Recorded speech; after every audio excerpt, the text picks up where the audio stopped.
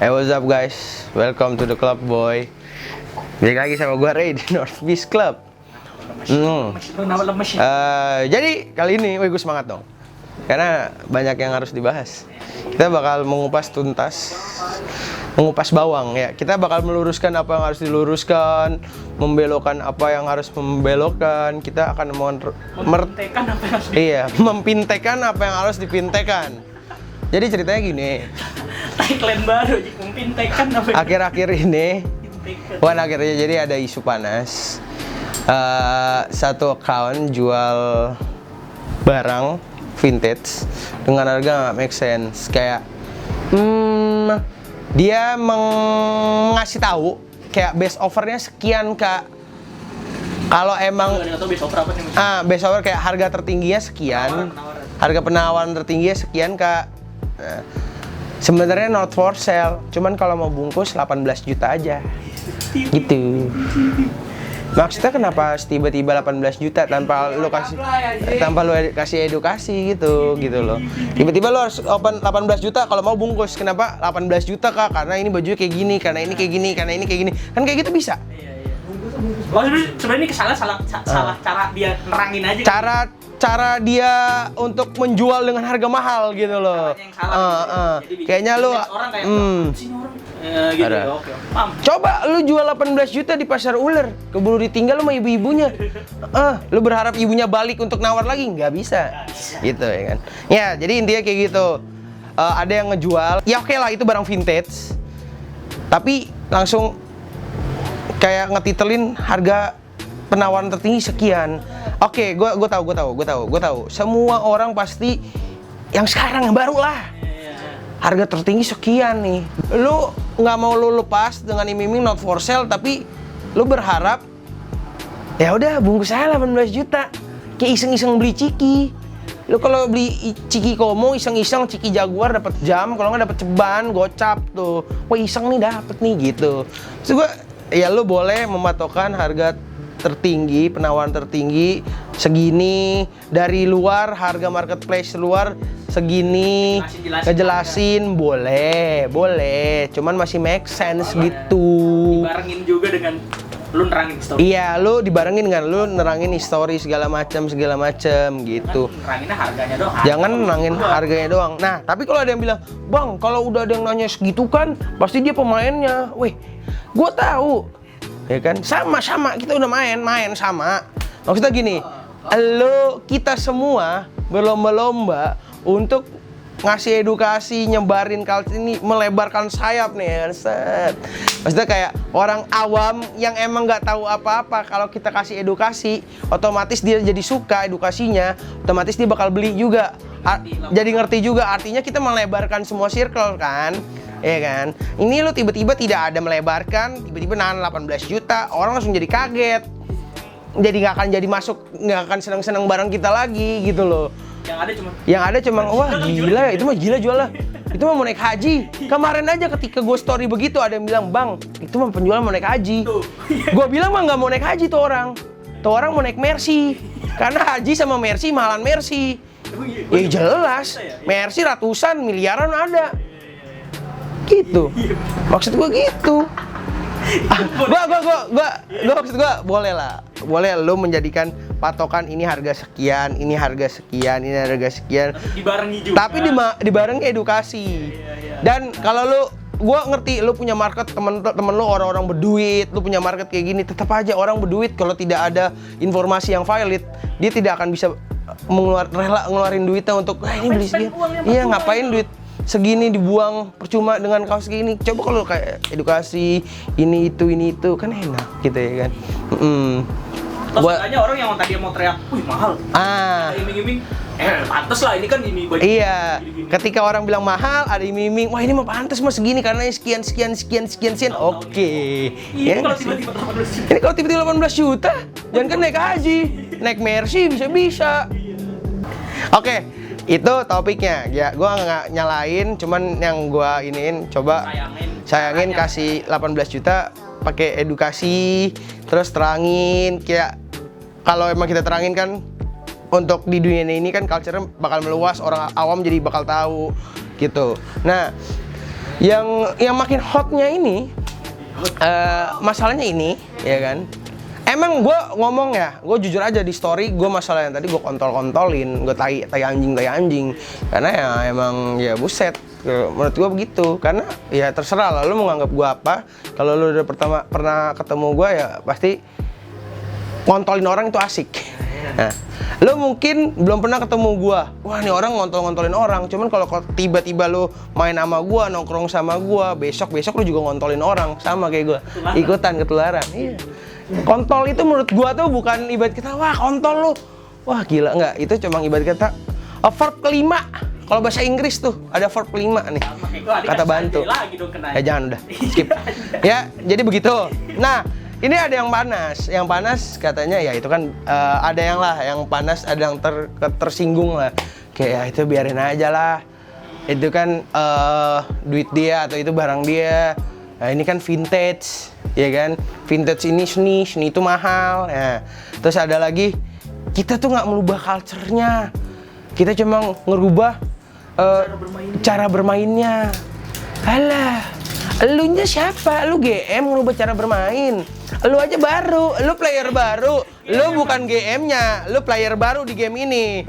Ya, terus lu mau ngerubah cara mainnya, buset. Emang nggak gini. Gua tahu GM-nya dong. Dia pemain baru, dia mencoba menjadi GM. Apa kata dia game-game yang lain? DK hancur. Gitu. Jadi gini, kalau ada yang bilang, "Bang, itu kan seni, itu kan vintage adalah seni itulah mahal." Ya, sekarang gini, kalian mungkin bicara begitu sebagai penikmat seni. Iya. Kalian bicara gitu sebagai penikmat seni. Menurut gua adalah seorang seni. Gue punya karya dan karya gue lo tonton. Peace. Kita pelaku seni lah. Gue pelaku seni. Lo penikmat seni. Gini, sebelum di YouTube juga banyak seni gue lain, air seni, kencing. Nggak, maksud gue gini. Seni yang baik kan, bukan seni yang nilainya berharga. Jadi seni yang baik itu seberapa karya seni lo itu disukai orang, diterima orang banyak gitu loh. Kan kayak gini, lu beranggapan baju vintage itu adalah seni. Tapi dalam arti kalau lu mikirnya baju vintage itu adalah seni itu adalah mahal, yang suka sama bajunya itu pasti banyak dong. Mereka berlomba-lomba untuk mendapatkan satu baju. Dalam arti mereka banyak yang suka seni itu berlomba-lomba untuk mendapatkan satu seni, ya kan? Diterima banyak orang. Mungkin kalau kayak gitu kan mungkin udah seniman-seniman yang hebat lah. Dia buat karya seni, banyak yang suka. Karya seninya akhirnya dibuat dengan beberapa item doang, jadi hot item, jadi mahal, jadi vintage kayak gitu. Oke, nggak masalah menurut gua. Dan sebenarnya kalau lu bilang seni kayak gue yakin lu juga sebenarnya lu nggak ngerasain sih seninya di vintage ya kan? Bentar, seniman sibuk. Halo, kenapa? Ya bentar ya. Nah, ya itulah seniman sibuk lagi di telepon ya kan. Nah, ini jelas. Balik lagi kayak tadi, Anda beranggapan seni itu mahal, ya kan? Sebagai pandangan Anda sebagai penikmat doang. Ya, kalau emang pandangan seniman asli itu berlomba-lomba untuk mendapatkan engagement atau karya seninya disuka sama banyak orang, gitu. Itu menurut dia udah paling the best. Bukan berarti kayak satu karya seni dihargain paling mahal gitu, enggak, bukan kayak gitu. Salah lo, bukan seniman lo. Dan lagi juga kayak apa tuh? Seninya di thrifting kan bukan. Iya. Dan seninya di thrifting tuh banyak. Oke, gue tahu vintage adalah seni. Vintage adalah seni. Artinya kan barangnya, desainnya, cara mendapatkannya juga seni kan. Prosesnya juga seni, iya kan? Sedangkan lu apa cara mendapatkannya? Jauh dari seni. Anda mendapatkannya aja tidak ada seninya, ya kan? Kirim norek berapa sekian jadi gitu, ya kan? Apa seninya satu, ya kan? Kedua gambar Anda browsing dari seni. Gua tahu karena gini, Anda yang ngomong seni belum ketemu Van Gogh juga. Gua yang buat seniman aja, gua yang seniman buat karya dan Anda tonton aja. Gua nggak pernah ketemu Van Gogh. Gue nggak pernah ketemu Leonardo da Vinci. Ya makanya gue aja yang ngerasa gue membuat karya seni aja nggak kayak wah seni itu mahal. Enggak, goblok. Nggak ada seni mahal. At least cuma sampai sebatas disukai orang gue udah puas. Mahal karya seni itu ada proses untuk melewati proses yang banyak disukai orang sampai dia bisa jadi mahal. Gitu. Gimana? Prosesnya kan. Gua ngakuin karya seni gua tuh ditonton banyak orang, jadi nggak akan mahal. Jadi gua biasa aja, nggak kayak lu butuh yang mahal-mahal. Ya, oke, ada yang nyinggung tentang seni gitu tuh. Ada yang nyinggung juga tadi gue bilang tentang game. Dia ada yang nyinggung kayak gue cuma ngerubah gameplaynya doang. Ya sekarang bicaranya gini. Lu pemain baru di season 8. Ada pemain lain di season 1 gitu. Lu di season 8 mengubah gameplay, apa kata pro player di bawah? Gitu maksud gua. Apa kata pro player? Lu mengubah ikut kompetisi iya. Apa kata pro player yang udah ikut event-event, yang terjun ke pasar, GBXP, buka bal. Lu pemain di season 8 masuk dengan gear Anda yang mewah, Razer, ya kan, apa Logitech, ya kan? Iya benar. Ya kan kayak gitu kan? Terus Anda melihat, wah gear gua dengan gear gua dewa, ya kan? Gua bakal ngerubah gameplaynya. Sorry bos, hanya bercandaan aja. Abis dia bilang gameplay. Kalau gameplay, lu main di season 8, banyak yang main dari season 1 gitu. Lu di season 8 mau ngerubah gameplaynya, elunya GM. Bukan kan? GM-nya aja masih menghormati pro player sekarang gitu di game. Pandangan gua sebenarnya kata yang cocok lu bukan mau merubah gameplay tapi ingin merubah bisnisnya. Iya, kata yang cocok lu tidak lu bukan merubah gameplaynya, lu cuma merubah bisnisnya. Gitu. Itu pure bisnis. Gua nggak masalah lu pure bisnis. Nggak masalah. Cuman bisnis lu sehat apa enggak? Lu diginiin aja ngerasa terusik. Berarti nggak sehat dong. Itu udah tuh bahas yang singgung. Kita bahas mulai ke vintage-nya aja. Kan? Saya vintage tuh gimana sih sebenarnya vintage itu? Vintage, oke. Gua stepnya. Ngapain dulu? Untuk mengenal sebuah vintage, oke, memang harus dari kayak internet. Zaman sekarang lo bisa ngeliat vintage di internet. Apa-apa internet, bokep aja di internet. Dari dulu, ya kan? Primbonnya di internet ngeliat setan. Lu nggak usah punya apa ibarat kata indra keenam, lu bisa ngeliat setan di primbon di internet, ya kan? Ini sekarang gini maksud gua, lu boleh belajar vintage tentang di internet, cari range harga atau patokan harga di internet, ya cuma kan.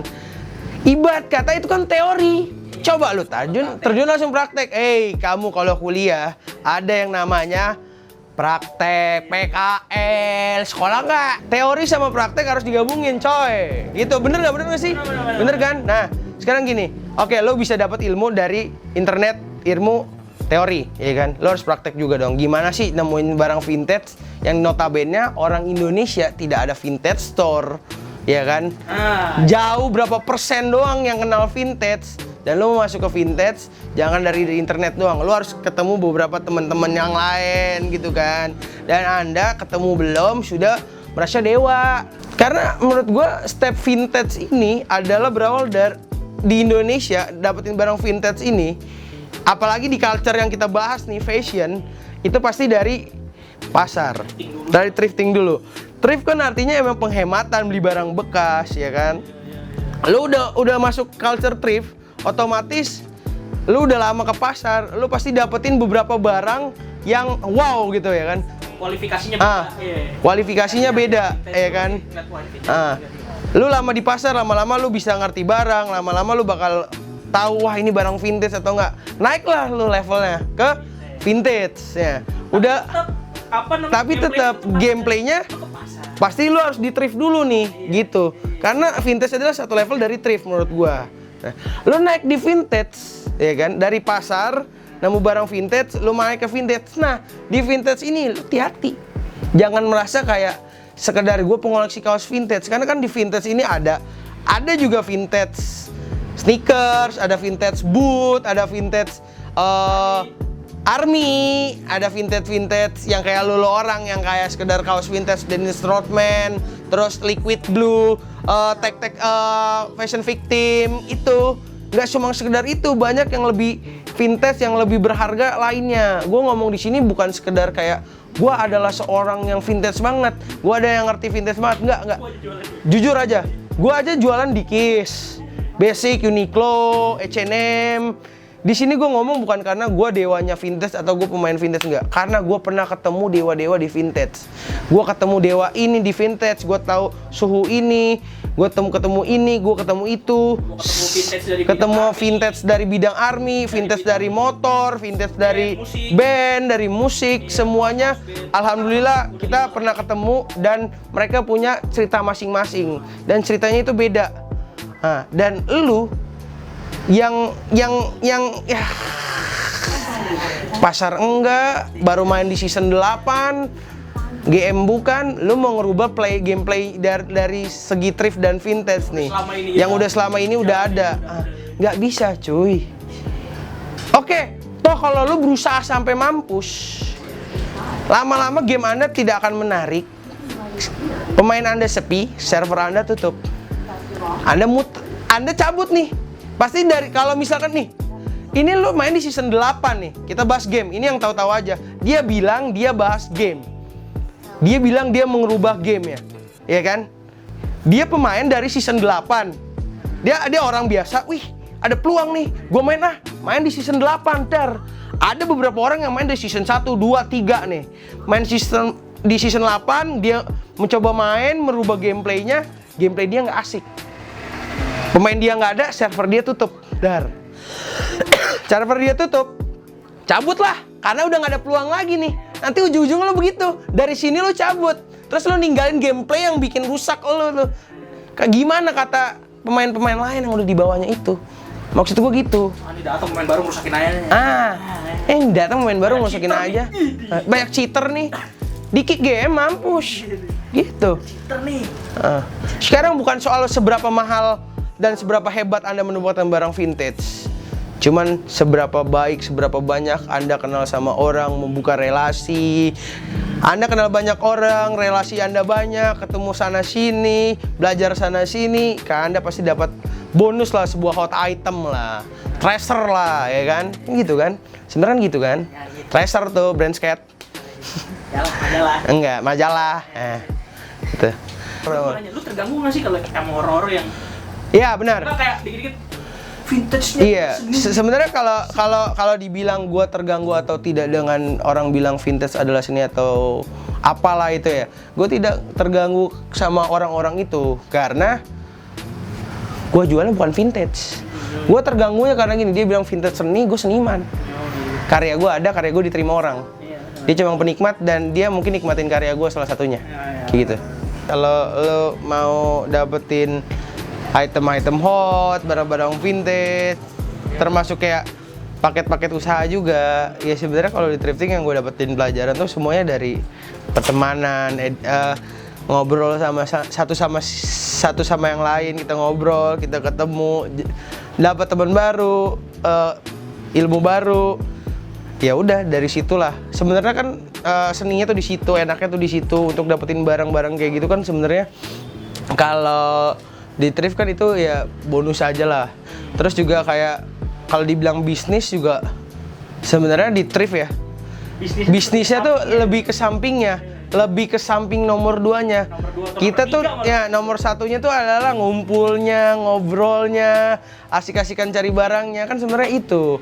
Bukan itu kembali lagi seninya. Kembali lagi itu seninya lagi itu. Sedangkan menurut gua lu pada yang menilai itu seni kayak lu salah mempersepsikan seni. Iya. Sedangkan lu orang mungkin salah menggambarkan lah seninya itu kayak gimana gitu. Seninya itu tadi. Gambar aja udah salah, gambarnya udah salah. Karena yang seni yang bagus aja salah ya udah. Ya itu pokoknya intinya menurut gua jangan langsung terpatok ke uang lah, uang semua juga emang ada prosesnya gitu. Ya kan, jangan uang, janganlah. Itu semua adalah proses gitu. Yang gue bilang itu nomor 2, ya nomor 1-nya adalah kebersamaannya sih, ketemu orang banyak. Karena gimana? Gue ngomong di sini karena bukan berarti gue dewa atau gue seorang, ya gue emang ngakuin gue seorang seniman. Kita gue bukan yang pro di fintech ya. Gue cuma sekedar gue pernah ketemu dewa yang A, gue pernah ketemu orang di sisi A, sisi B, sisi C, sisi D. Gue udah pernah ketemu semua orang itu dengan cerita yang beda. Ya udah, gue rangkum, gue tahu nih yang mana yang benar. Dan tiba-tiba Anda yang poser, nggak punya pengalaman sedikit pun, cuman just online dan teori, kagak ada praktek, langsung mengangkat diri Anda sebagai yang paling hebat. Anda bilang ini mahal, ini bisa mahal. Anda bilang ini bisa mahal. Nggak bisa, bukan nggak bisa. Anda harus melewati proses yang banyak nih, baru Anda bisa seperti itu. Nggak bisa. Gua aja tidak merasa gua seperti itu, karena gua tahu ada yang lebih di atas lain gitu. Boleh patokin harga, cuman lu lebih pintar lah. Lu menerangkan harganya dengan harga sekian, lu terangin, meyakinin buyer lu. Kalau emang dia masuk mau beli, alhamdulillah. Kalau nggak mau beli, ya udah kasih edukasi yang lain. Jangan tiba-tiba dia nggak mau beli, udah lu cuekin ya. Jangan juga kayak harus apa uang untuk mendapatkan barang. Lu coba buat proses lu sendiri, ya pasti dapat sesuatu yang lebih hebat lah. Kalau lu udah melewati proses yang panjang, gampang lah untuk dapetin sesuatu yang hot item itu mah. Ya, jadi kayak gitu aja ya. Jangan mengakui kalau Anda adalah seorang vintage pemain atau apalah di vintage, karena vintage unsurnya tuh luas. Jadi hati-hati. Anda jangan merasa dewa di antara dewa-dewa yang lain. Oke? Oke. Itu aja menurut gua. Ya, kita nggak salam damai ya, peace. Ini salam damai. Kita beli juga ya. Kan gua bilang, kan gini, dia merasa, waduh, gua jual barang vintage nih, gua hebat nih. Bullshit. Gua hebat, dari Uniqlo bisa jadi Dennis Rodman, dari Uniqlo bisa jadi Jeff Hamilton jaket. Hebat gak lu? Gue jual gini nih. Nih mana ya? Gue contoh nih. Nih, ini gue nggak tahu brand apa. Ini dari bal Korea. Gue bisa melakuin barang-barang seperti ini. Gue bisa beli barang yang keren. Nah, itu adalah seni berbisnis yang keren. Ini baru bisnis keren deh. Ini baru bisnis. Muter barang. Coba muter barang. Satu tips dari gue. Ya kan? Gini, satu tips dari gua ya kan. Kita jangan terlihat mencari uang padahal kita butuh uang. Kenapa gitu? Gua lapar nih. Biasa aja. Mau nggak? Oh, udah duluan aja. Udah lah, mau makan ya. Makan juga kan? Bener nggak? Gitu guys. Mindset gua, gambaran gua sebenarnya cetek. Nggak usah open minded lah. Gampang ditangkep. Orang pinter nggak bisa nangkep gua. Cuman kalau orang bodoh bisa nangkep obrolan gue. Mungkin Anda terlalu pintar. Jadi penerangannya itu nggak bisa sampai bawah. Udah, mungkin gitu aja. Jangan lupa like, comment, dan subscribe. Gua Ray dari North Beach Club. Dan satu lagi, terkadang orang gila di bawah satu level orang jenius.